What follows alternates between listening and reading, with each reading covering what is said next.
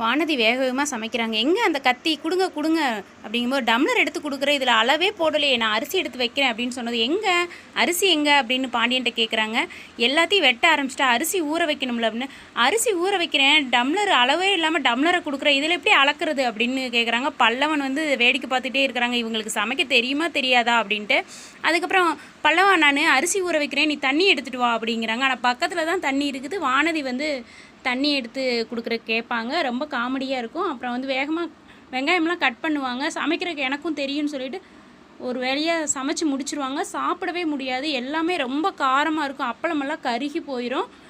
இப்படி தாங்க ப்ரமோ போயிருக்குது. சேரனும் வந்து சந்தாவை தேடி எல்லோரும் போயிருக்கிறாங்க. சேரன் சோழன் எல்லாமே. பாண்டியன் பல்லவன் அவங்க அப்பாவுக்கு வந்து வானதி சமைச்சு தராங்க.